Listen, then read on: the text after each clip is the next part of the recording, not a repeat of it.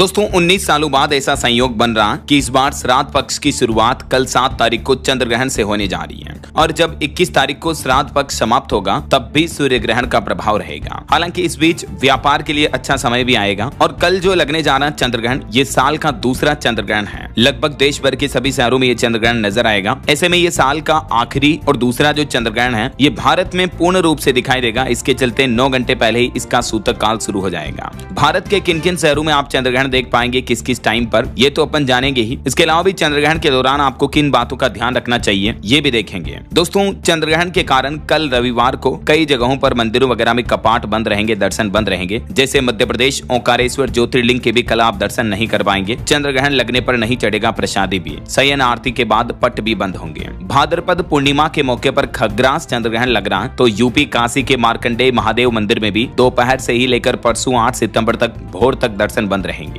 चंद्र ग्रहण के कारण राजस्थान शनि महाराज आली मंदिर के पट भी बंद रहेंगे। राजस्थान चित्तौड़गढ़ में जोगनिया माता मंदिर में भी दर्शन बंद रखे जाएंगे। दोपहर 12:50 से लेकर रात 2:30 बजे तक ग्रहण का समय रहने वाला है। और चंद्र ग्रहण के ही चलते आज गणपति विसर्जन के मौके पर भी गणपति बप्पा मोरिया को जल्दी विदाई देने लग गए लोग। कान में अपनी मनोकामना कहकर विदा किया गणपति जी को। तो ये तो चंद्र ग्रहण के दौरान माहौल रहने वाला है। लेकिन चंद्र ग्रहण से पहले ही आपको पता होगा बाढ़ और भूस्खलन का भी कहर देखा जा रहा है। देश भर के कई राज्यों में भयंकर बाढ़ आई हुई है और इस बार के चंद्र ग्रहण का प्रभाव भारत और विदेश की भौगोलिक स्थितियों पर भी देखने को मिल रहा है। ज्योतिषविद राजकुमार शास्त्री के मुताबिक जब भी किसी पूर्णिमा तिथि पर चंद्र ग्रहण लगता है तो वह ज्योतिष के नजरिए से बहुत ही महत्वपूर्ण होता है। पूर्णिमा तिथि पर राहु और चंद्रमा का योग चंद्र ग्रहण की स्थिति पैदा करता है, जैसा कि सूर्य सिद्धांत में भी वर्णित है। जब भी ऐसे ग्रहों की स्थिति का निर्माण होता है तो अक्सर प्राकृतिक आपदाओं की प्रबल संभावनाएं रहती हैं। हाल ही में आपको पता होगा अफगानिस्तान में भूकंप आया था, 2,500 के लगभग लोग मर गए थे। भारत के भी कई राज्यों में इस भूकंप के झटके लगे थे। कई जगहों पर भारत में बाढ़ वगैरह भी आई हुई है। कई राज्यों में अभी गंभीर हालात चल रहे, पंजाब, हरियाणा, यूपी, बिहार वगैरह में, राइट। ऐसे में ये चंद्र ग्रहण का प्रभाव कहीं न कहीं प्राकृतिक आपदाओं के रूप में पहले से ही देखने को मिल रहा है।